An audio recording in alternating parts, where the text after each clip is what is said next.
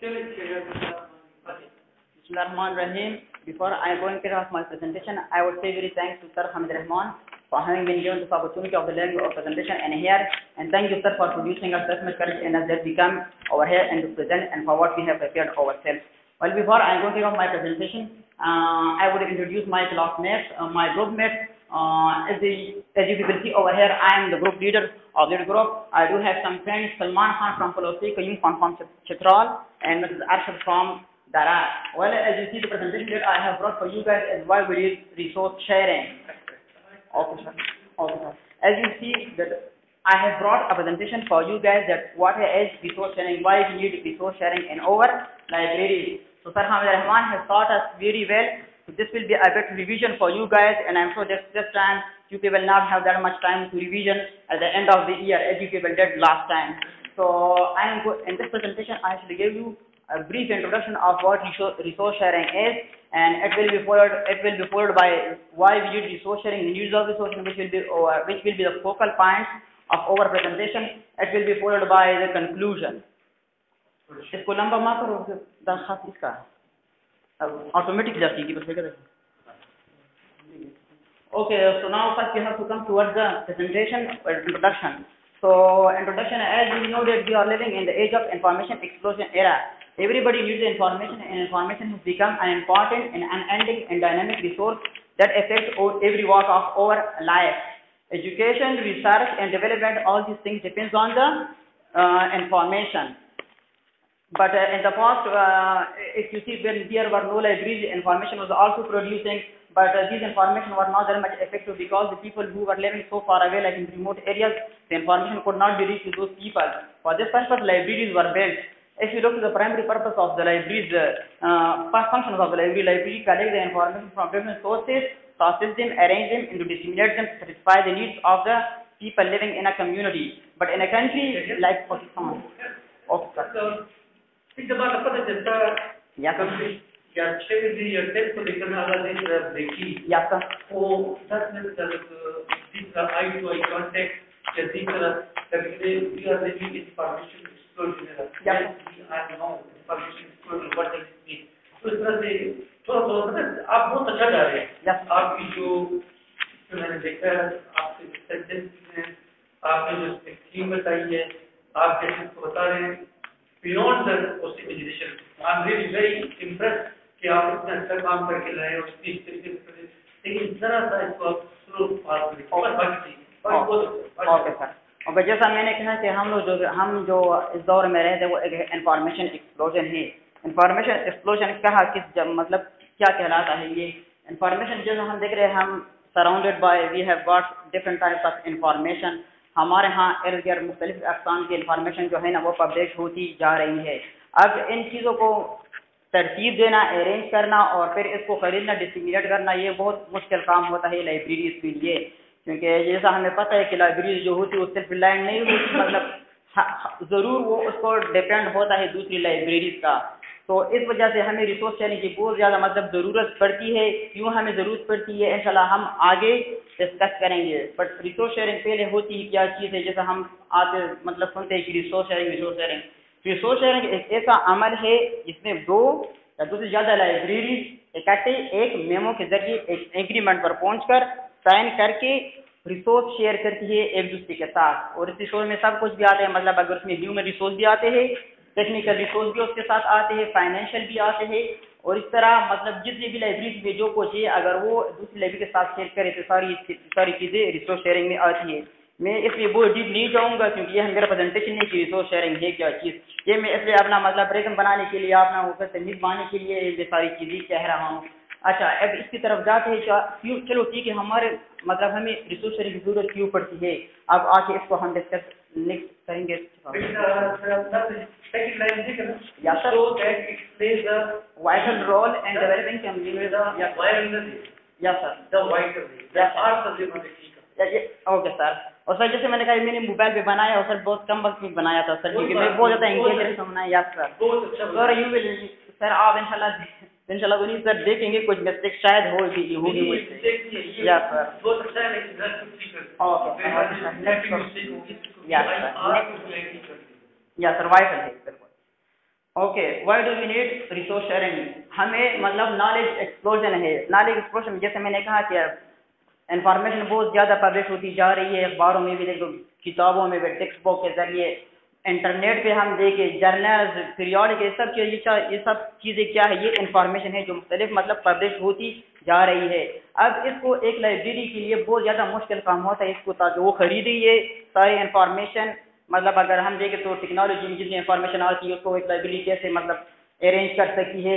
इसके अलावा जितनी भी मतलब न्यूज़ में आती है, पीरियोडिकल्स में आती है, जर्नल में आती है, अब एक लाइब्रेरी का ये मतलब ये काम नहीं हो सकता कि अकेले या कि तनहा ये सारे लाइब्रेरी ये सारे इंफॉर्मेशन को अरेंज कर सके।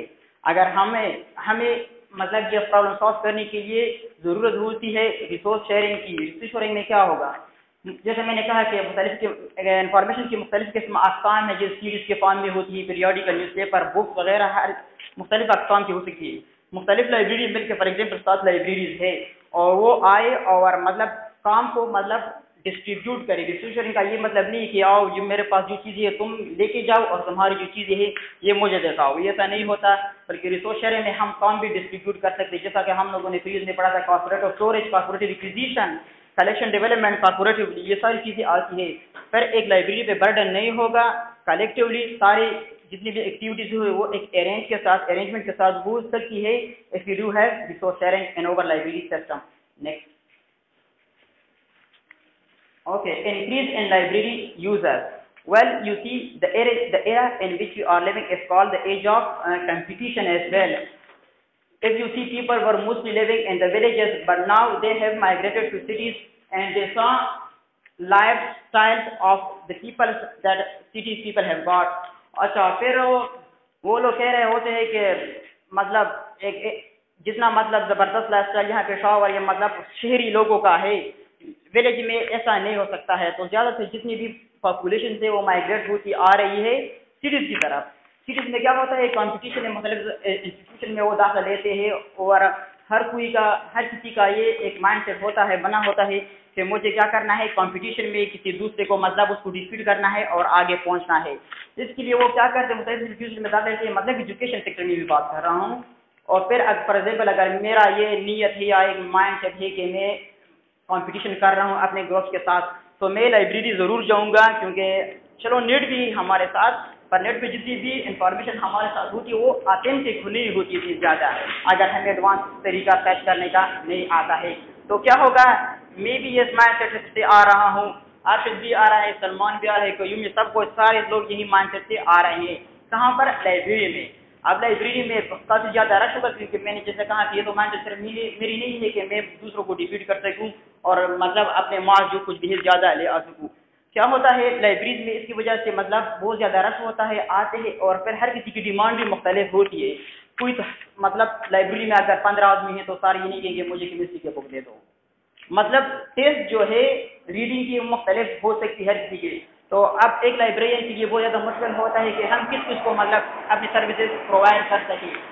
बट अगर हमारे साथ रिसोर्स शेयरिंग का प्रोग्राम हो तो क्या होता है, अब अर्शद फॉर एग्जांपल आया है बहुत दूर से, या कयूम आया है बहुत दूर से, क्यों? क्योंकि वहाँ पे भी लाइब्रेरीज है, पर लाइब्रेरीज में मतलब इतनी सर्विसेज नहीं है।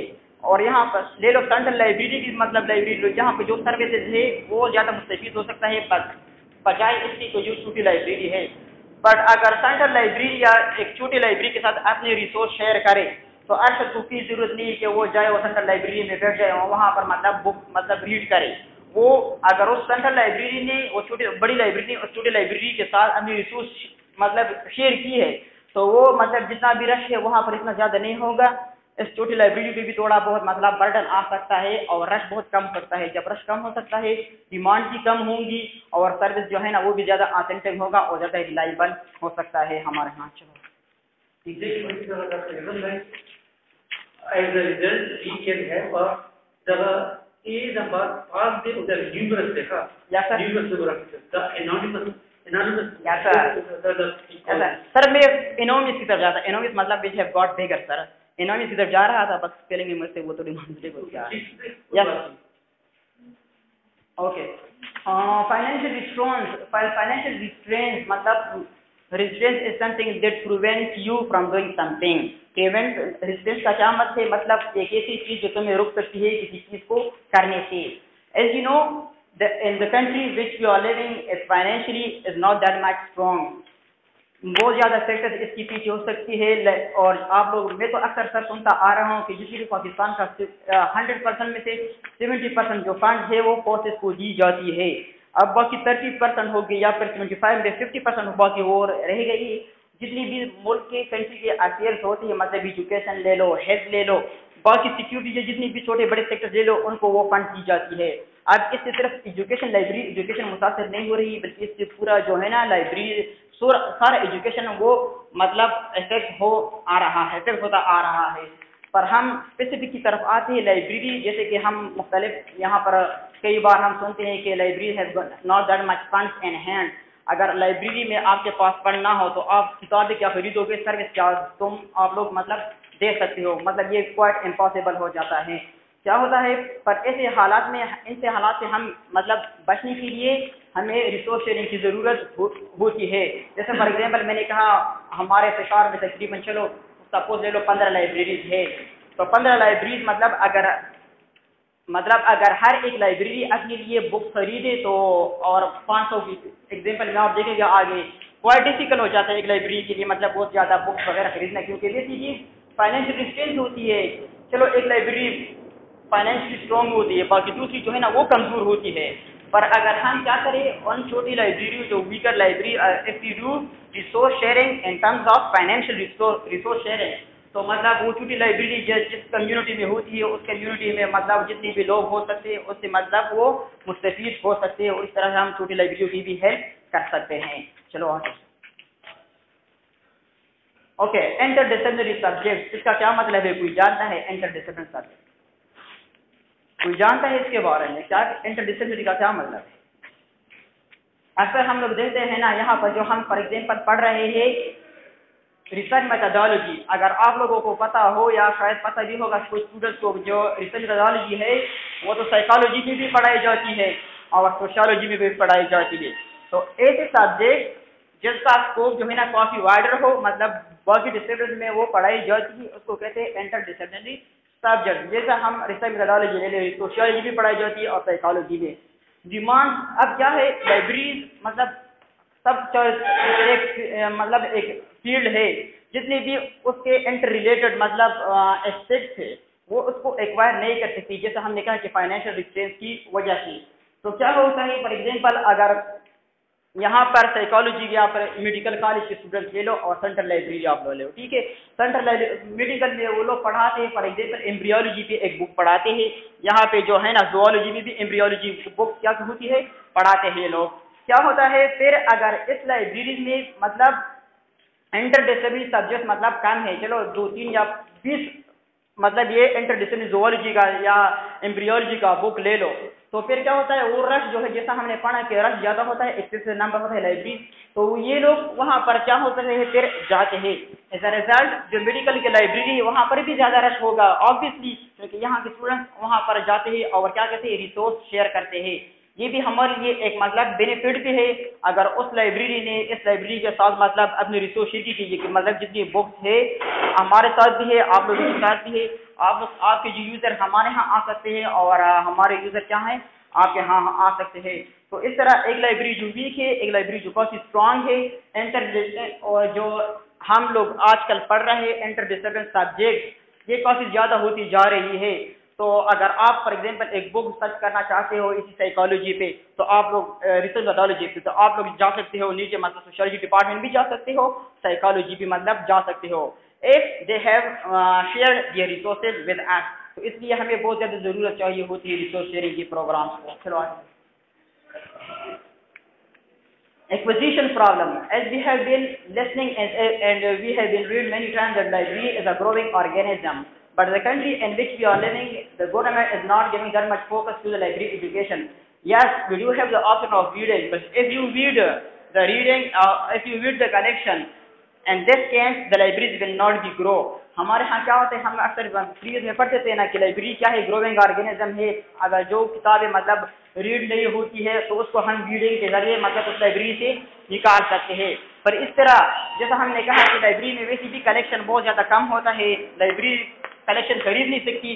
तो लाइब्रेरी में अगर 5000 किताबें हैं या 3000 किताबें हैं, अगर उसमें 2000 किताबें मतलब वीडियो के जरिए आप निकाल मतलब रीड करो तो क्या होगा, लाइब्रेरी में तो कुछ भी नहीं रहेगा फिर। तो क्या होता है, एक्विजिशन प्रॉब्लम हमें आ सकती है। चलो ठीक है, अगर हमने वो किताबें रीड आउट कर ली, क्या होगा, किताबें खरीदनी होती है, उसके लिए फाइनेंस दरकार मतलब होता है। तो एक लाइब्रेरी की जैसे मैंने कहा फाइनेंशियल रिस्ट्रेंट होती है, वो सारी किताबें खरीद नहीं सकता। बट अगर रिसोर्स शेयरिंग में एग्रीमेंट में हमने ये लिखा होता है कि मतलब हम कॉर्पोरेटिव एक्विजिशन करेंगे। तो फॉर एग्जांपल एक लाइब्रेरी है, मतलब 5000 किताबें खरीदने जा रहे हैं, तो 5000 या 500 ले लो, तो तकरीबन 2 लाख या 1 लाख पैसे उससे आ सकते हैं। तो एक लाइब्रेरी के लिए 1 लाख रुपये सिर्फ किताबों पर खर्च करना काफ़ी ज़्यादा प्रॉब्लमेटिक हो सकता है। क्या होगा, अगर हमारे पास रिसोर्स शेयरिंग है तो मुख्तलिफ लाइब्रेरी, छोटी बड़ी लाइब्रेरी थोड़ा फंड इकट्ठा करके बुक्स क्या कर सकती है, एक्वायर कर सकती है। फिर जैसे मैंने कहा कि रीडिंग का अगर प्रॉब्लम है तो वो कॉर्पोरेटिव स्टोरेज के जरिए जितनी भी लाइब्रेरीज है उसको मतलब वो स्टोरेज कर सकती है या फिर उसको एक्सचेंज भी कर सकती है आपस में। वो सारी बुक्स जो वीडियो के जरिए मतलब वो लाइब्रेरीज आपस में रीड आउट करना चाहते हो। Next,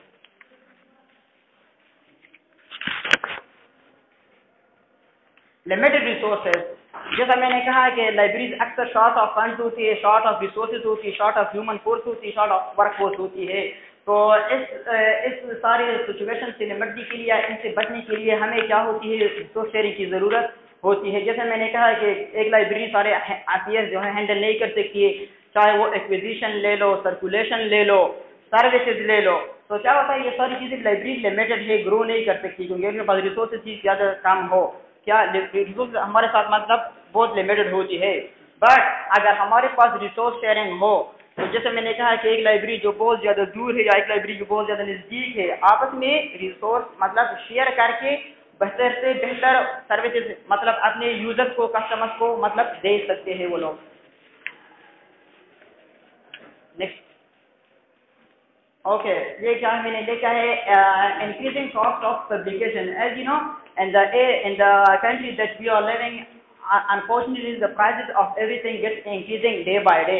If you go to a bookshop and you want to buy a book now, they will tell you that that book that the prices of that book you have got is 500 rupees. But if you go 5 months later, they will say to you that that book which you have bought earlier, मतलब 5 months ago, is now I will give you that book on 1000 rupees. क्या होता है, इससे मतलब जितनी भी publishing cast होती जा रही है, किताबों की मतलब कीमतें है या इंफॉर्मेशन जब पब्लिश होती आ रही है, चाहे वो डिजिटल फॉर्म में हो, सीडी फॉर्म में हो या फिर इसी मतलब रिटन फॉर्म में हो, तो वो उसकी तादाद, उसकी जो मतलब कास्ट है वो इंक्रीज होती जा रही है। तो अब एक लाइब्रेरी के पास फंड भी नहीं है, रिसोर्सेज कम है, गवर्नमेंट फोकस नहीं करती है, रिसोर्सेज बहुत ज़्यादा कम है फाइनेंशियली, तो एक लाइब्रेरी मतलब ये नहीं कर सकती। और जैसे मैंने कहा कि फॉर एग्जांपल डिफरेंट लाइब्रेरी मिल के क्या एक रिसोर्स शेयरिंग एग्रीमेंट के जरिए जिसमें मतलब लिखा होता है कि हम कॉर्पोरेटिवली बुक एक्वायर करेंगे, तो इन जैसे प्रॉब्लम के साथ हम निपट सकते हैं और मतलब उसको सॉल्व कर सकते हैं by the help of resource sharing program. To avoid duplication, okay, as we have avoid duplication, हम कैसे मतलब इसको कम कर सकते हैं रिसोर्स शेयरिंग के जरिए, कोई बता सकता है?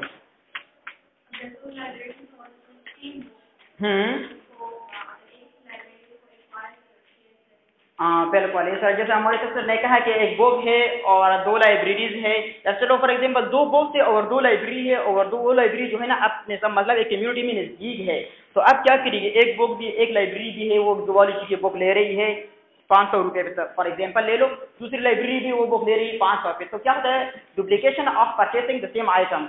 अब तो क्या होगा, इसके लिए वो कैटलॉग भी बनाएंगे, जाहिर बात है, तो कैटलॉग के लिए भी परचेसिंग मतलब फाइनेंस दरकार चाहिए होता है, तो इस वजह से क्या होता है, एफर्ट्स भी मतलब डुप्लीकेट होती जा रही है, जितने मतलब हम कॉस्ट वगैरह खर्च करते हैं ये भी डुप्लीकेट होती जा रही है, एक दूसरे के साथ मतलब इंटरेक्ट होती जा रही है।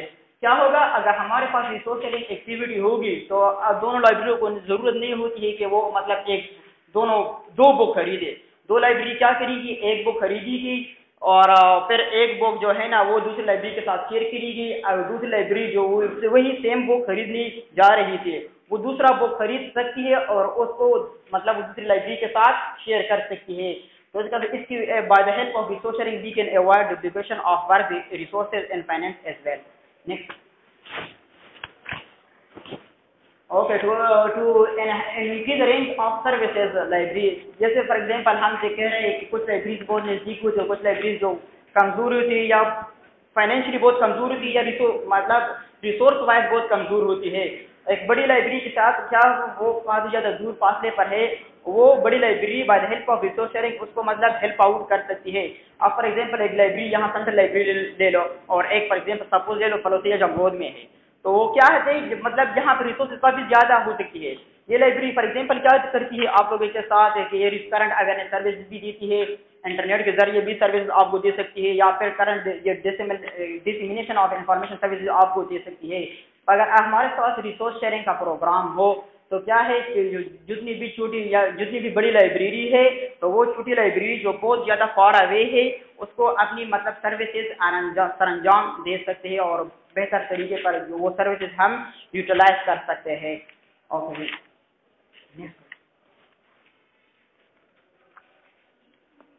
ओके, अच्छा, जैसा हमने बहुत ज़्यादा फैक्टर्स पढ़े का, अब हम आते हैं कंक्लूजन की तरफ। जैसा हमने कहा कि लाइब्रेरीज जो है ना सिर्फ रिलायंट नहीं हो सकती, वो क्या होता है कि उनके साथ काफ़ी ज़्यादा प्रॉब्लम इन्वॉल्व हो सकते हैं।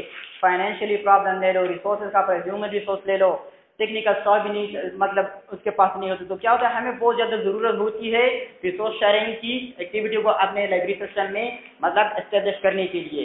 गवर्नमेंट का क्या रोल बनता है, गवर्नमेंट तो वैसे भी मतलब इतना फोकस नहीं देती एजुकेशन को या फिर खास कर आप ले लो लाइब्रेरी सर्विसेज को, तो एटलीस्ट ये होना चाहिए कि जितनी भी मतलब लाइब्रेरीज है जाहिर है गवर्नमेंट के अंडर ही काम करती है, चाहिए क्या करे कि उनके साथ मतलब एक ये बताए कि जितनी भी रिसोर्स शेयरिंग एक्टिविटी मतलब मैंडेटरी होनी चाहिए, लाजमी होनी चाहिए, ताकि जितनी भी मतलब अगर हम आपके साथ जितने हेल्प नहीं कर सकते क्योंकि गवर्नमेंट खुद भी बिजी है लॉ एंड ऑर्डर सिचुएशन को हैंडल करने के लिए, तो हम मतलब रह भी नहीं सकते। जैसा कि सर ने कहा था कि ये टू वे ट्रैफिक है, वन वे ट्रैफिक नहीं, अगर हम काम नहीं कर रहे मतलब तो गवर्नमेंट भी नहीं कर रहा काम, तो ये मतलब हम नहीं है, ऐसा नहीं होना चाहिए कि हम बस गवर्नमेंट की पीछे रहे कि गवर्नमेंट मतलब तुम हमारे लिए ये करो, ठीक है। अगर हमारे पास रिसोर्सेज नहीं है तो हमने bye the help of over self जितनी भी हमारी लाइब्रेरीज है उनके मतलब कंडीशन को बेहतर बनाना चाहिए। रिसोर्स शेयरिंग हमें मतलब ज़्यादा एनहेंस करनी चाहिए या एस्टेब्लिश करनी चाहिए ताकि we provide the right book for the right user at the right time. Thank you. Now if you people have any sort of question you can ask. हम लोग कोई सवाल है आपके प्रेजेंटेशन के बारे में कि चलिए सवाल नहीं, कोई कमेंट कि इसकी प्रेजेंटेशन अच्छी थी, इसकी प्रेजेंटेशन बुरी थी, इसकी प्रेजेंटेशन में क्या कमी थी, लैंग्वेज कैसी थी, आसान थी या मुश्किल थी, उसमें सब कुछ था ही नहीं था, ये जो स्लाइड थी उसके साथ रिलेटेड थी या नहीं थी, टाइम जो लगाया 25 मिनट 30 मिनट ठीक था या नहीं ठीक था, तो कोई क्वेश्चन करना है तो भी बताइए, कुछ कमेंट करते हैं तो बताइए। हाँ ना, और अगर सजेशन भी नहीं तो वो भी मुझे तो हो सकता है मुझे कभी ज़्यादा मिस्टेक्स और एरर्स हो, जैसे मैंने आप लोगों को पहले दिन बताया था कि सर हम जो है ना नेटिव उर्दू स्पीकर नहीं है, तो अक्सर हम उर्दू के साथ मतलब सर हाथ पाँव वगैरह तोड़ते रहते हैं यार सर, तो इसलिए अगर कोई सजेशन भी हो ना तो मैं मतलब बहुत हैप्पीली उसको एक्सेप्ट करूँगा, क्योंकि जाहिर है काफ़ी कमियाँ तो ज़्यादा होगी। मैं जितना भी यहाँ पर बात करता हूँ तो नर्वस बंदा तो लाजमी बात है, नर्वस होता है क्योंकि ऑडियंस के साथ बात करना बहुत मजा अगर इजी नहीं है तो मुश्किल भी नहीं हो सकता है। जैसा फॉर एग्जांपल अगले दिन में हमारे साथ ये हमारे मेट जो है ना यहाँ पर प्रेजेंटेशन देगी, तो अगर मुझे कोई सजेशन हो या अगर मुझे लैंग्वेज में टर्मिनोलॉजीज में या अंदाज में प्रॉब्लम हो तो आप लोग मुझे मेरा मतलब रेक्टिफाई कर सकते हो, और अगर क्वेश्चन भी हो तो भी। ऐसे तो नहीं होता कि आप लोग को ये एक मीटिंग डिस्कशन होती है, आपके जहन में कोई सवाल है पश्तो में करें, उर्दू में करें, इस चीज को हम ये चाहते हैं कि जितनी 11 प्रेजेंटेशन होंगी उनको एक रिफाइंड यूनिट 1 का कंसंट्रेटेड आइटम बना के देंगे और उससे आप लोगों के एग्जाम की तैयारी आगे करें, एग्जामिनेशन पॉइंट ऑफ व्यू से जनरल, बल्कि काम ये हो सकता है जैसे इन्होंने ये 12 स्लाइड बनाई है, इन 12 स्लाइड को ये financial constraint, duplication, acquisition problem और इंटरडिसिप्लिनरी। यानी कि अभी इन्होंने जो स्लाइडें बताई पर 12-13 स्लाइडें, तो ये है कि डुप्लीकेशन है, स्पेस है और ये तमाम चीजें हैं। इन तमाम को एक एक पैराग्राफ बनाए, उर्दू में लिखिए। उर्दू में लिखने के बाद आप मशरिक का जो ये जुमे का वैक्सीन रहता है, जुमे को होता है कौन सा वक्त है, उर्दू में लिखिए और आज वाले इस पे लिखिए आप, या इंग्लिश वाला तो मेरे ख्याल में तो मुश्किल रहेगा। हम बैनर और ये तो खाना ताउन क्यों करते हैं, तो सोचिए उर्दू में लिखिए और जितनी स्लाइड है जिससे आपने कहा कि डुप्लीकेशन है, एक्विजिशन है, ये स्पेस है, कॉम्पिटिशन, इन तमाम को 8-10 पैराग्राफ बना के उनको भिजवा दें। हो सकता है वो आपके लिए पब्लिश भी करें। तो ये बड़ी अच्छी बात है, इसमें से आप लोगों की इंकरेजमेंट होती है। कुछ सवाल हो तो बताएं बेटे, आप लोग जल्दी करेंगे। सही करो कैसे ग्राउंड बैठे तो मुझसे करो। चलो thank you for Well done, Shreya, Mashallah. Basically, I was not expecting from Shreya कि वो इतनी अच्छी प्रेजेंटेशन देगी। अब मैं आप लोग सवाल करना चाहूँ कि आप लोग बताएं कि इनको इस प्रेजेंटेशन को हमने किन एंगल से देखना है। क्या ये जो हमारी प्रेजेंटेशन थी ये इस टॉपिक से मुताल्लिक थी या नहीं थी?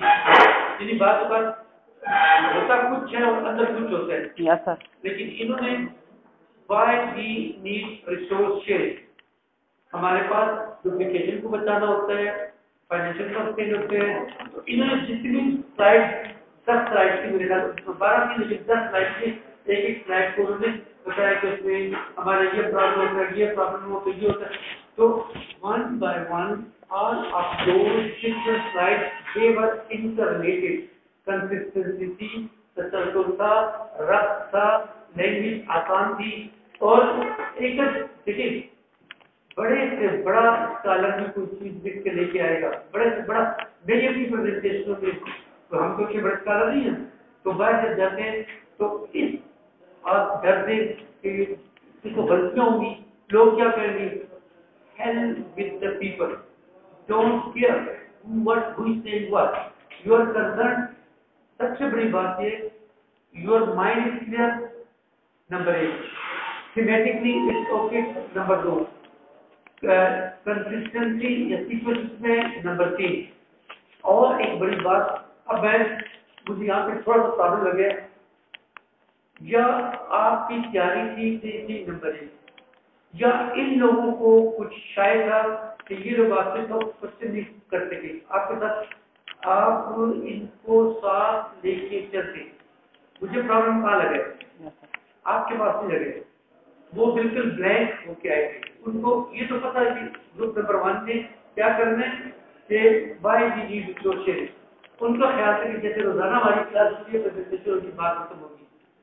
What I expect from the class कि कल की जो ग्रुप होगा, जो कल का ग्रुप प्रेजेंटेशन करेगा, वो प्रेजेंटेशन करते हुए बाकी लोग भी, अब कल के ग्रुप पे क्या टॉपिक बता दिया यार, वो आपके पास ही हो जी। अच्छा ग्रुप नंबर 3 पहुंच जाएंगे, अब आप लोग के बेटे 3 वाले करने का ये क्या बात है बेटे, तो उसी चीज हमने डिसाइड किया कि इसको ग्रुप बंद करते हैं। चनाब लोग तो मुझे बात कहते हैं हम जा रहे हैं तो फिर वापस आके कर लेंगे, लेकिन उनके तो 4 लोग थे ना, 2 के साथ लोगों को दिशा को ग्रुप बोले तुम्हारे पास ले आ। अच्छा चले, आप लोगों को ये तो पता है जो कि ग्रुप्स बने हुए हैं, ये भी नहीं पता कौन कल करेगा, भैया हम डे मिस नहीं कर रहे हैं। ये बेटे दिस इज टोटली नॉनसेंस। कल ही आप लोगों ने उसमें कह दिया था कि ग्रुप नंबर 2 फलाना होगा, मैं एक मिनट लेकर आता हूँ, मेरे पास शायद नहीं है बेटा, किसी बात ये बात नहीं है।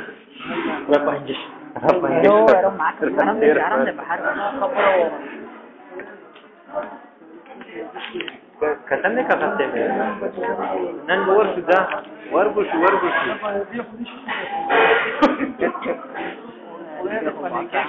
Zekarush.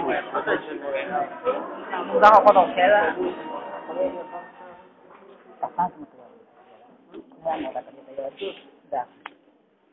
अच्छा मेरी बात में सब लोग थोड़ी सी तवज्जो दें मुझे। ग्रुप नंबर 1 जो था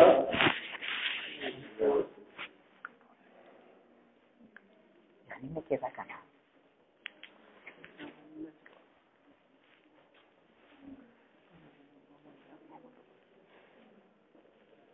ये बुनियादी तौर पे इसका ग्रुप नंबर 6 था। अरशद, कयूम, सलमान और शहरियार, ठीक हो गया। इनको हमने ये ग्रुप नंबर 1 कर दिया। अब हम देखते हैं कि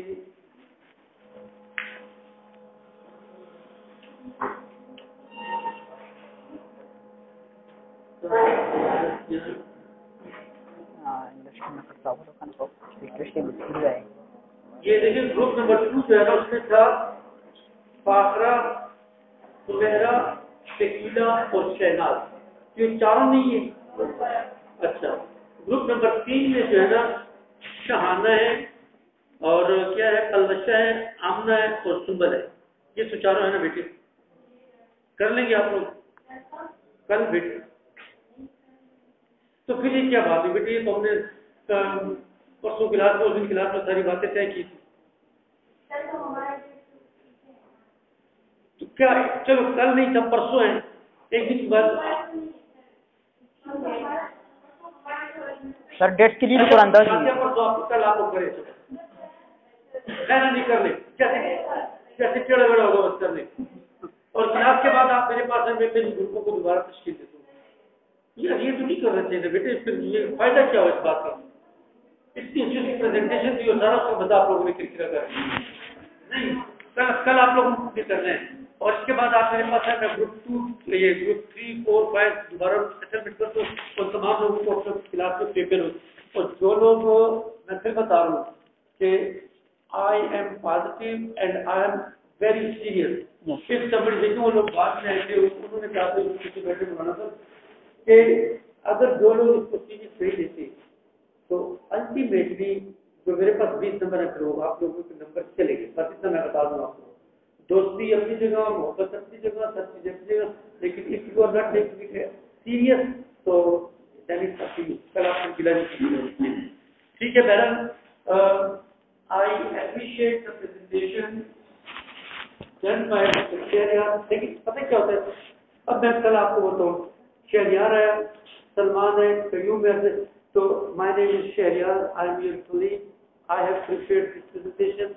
My friends, my co-workers are Salman भी आ जाएगा, अरशद भी आ जाएगा, कयूम भी आ जाएगा, चारों आके खड़े हो जाएंगे।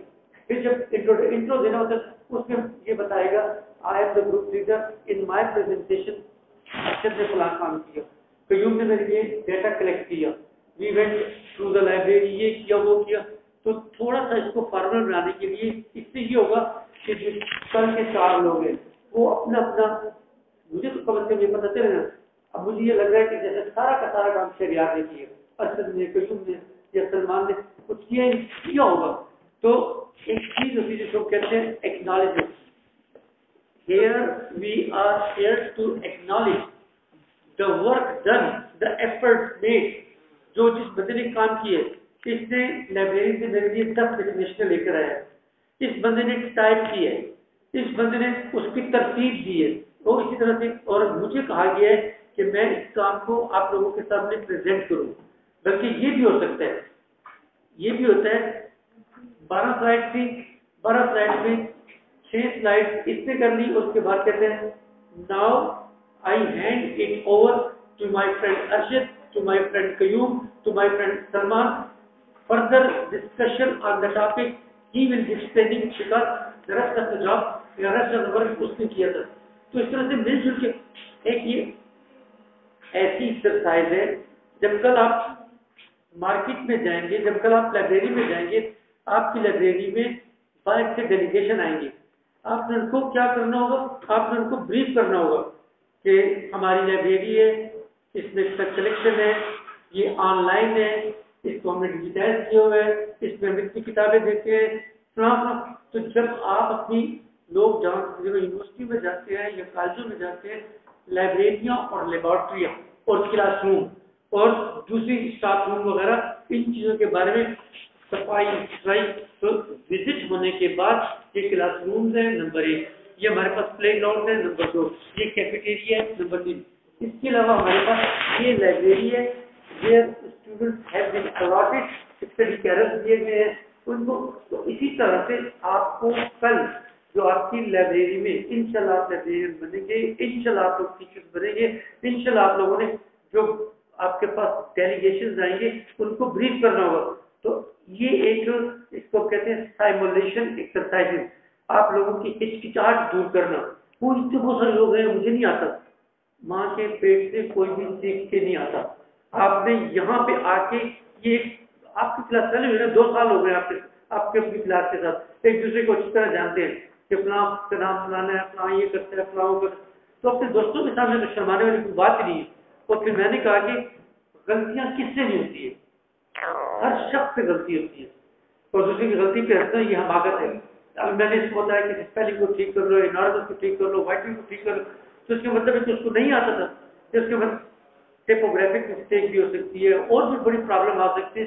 तो कभी भी अपने आप को नेवर एवर अंडरएस्टिमेट योरसेल्फ, अपने आप को हिमालय खुद रखना, जो फनशम को ले द डेयर ग्राम कर दे द इस ग्राम कर दे बता देखिए सब मुश्किल रिश्ता आई टू आई कांटेक्ट। और आप लोग भी प्रेजेंटेशन के दौरान भी अगर सवाल करें कि ये यूं होता तो यूं होता, इतना होता तो इतना होता, तो इस तरह से एक ग्रुप रिसर्च से अच्छी चीजें सामने आती है। बहरहाल thank you very much, good effort made by the group and group, पूरा group deserves proper appreciation, particularly the group leader who put all of his effort in making this presentation. And most important thing is, हमारी class कितने minute की होती है, 40 minute की होती है। He has well managed 12 slides, half an hour, introduction, तो कोई प्रॉब्लम ज्यादा लंबी हो जाती है, बोरिंग हो जाती है, ज्यादा छोटी होती है, अब क्या करें, कोई क्वेश्चन नहीं कर रहा। तो टाइम मैनेजमेंट इज 12 स्लाइड हैं, हर स्लाइड को 5-5 मिनट दें, हर स्लाइड को 2-2 मिनट दें, 12-2 24, या 3-3 मिनट दें, 12-3 36, तो 40 मिनट में बड़े अच्छे तरीके से आप इसको समझा सकते हैं। ऐसा हार्ड फास्ट समझिए कि 10 मिनट का पूरा एक स्लाइड को 1 मिनट दिया, एक को 4 दिए। You have something in your mind, consistency, explanation, point of view. बहरहाल थैंक यू वेरी मच सोना सर। और एक फिर मैं दोबारा कह दूं, ग्रुप नंबर 2 जो कल आ रहा है अपने साथ एक हार्ड कॉपी जरूर लेकर आए। आज तो बिजली नहीं गई, कुछ नहीं पता चलता। 12 स्लाइडें होंगी आपकी, 15 होंगी, जितनी स्लाइड होंगी उन स्लाइडों की एक हार्ड कॉपी लेकर आए। अगर बिजली चली भी जाती है, स्लाइड 1 से दिस, स्लाइड से 2 से दिस, तो इसमें से आप इंशाल्लाह से कवर करिए। Thank you very much, so nice of you again, good job explaining. Thank you. कल आप लोगों का ग्रुप है, मैं इसको ठीक कर दूं फिर आप, अच्छा वो तो अब शहनाज लोग तो मंडे को आएंगे, तो नेक्स्ट मंडे को आएंगे।13 तक वापस आएंगे, चलो ठीक है ना। तो अब मैं दोबारा इन ग्रुप को चेक कर दूं, आप लोगों को ग्रुपों को कल की क्लास में से प्रेजेंटेशन में ग्रुप्स को री अनाउंस करेंगे कौन कौन सा ग्रुप है, ठीक है जी। Thank you sir.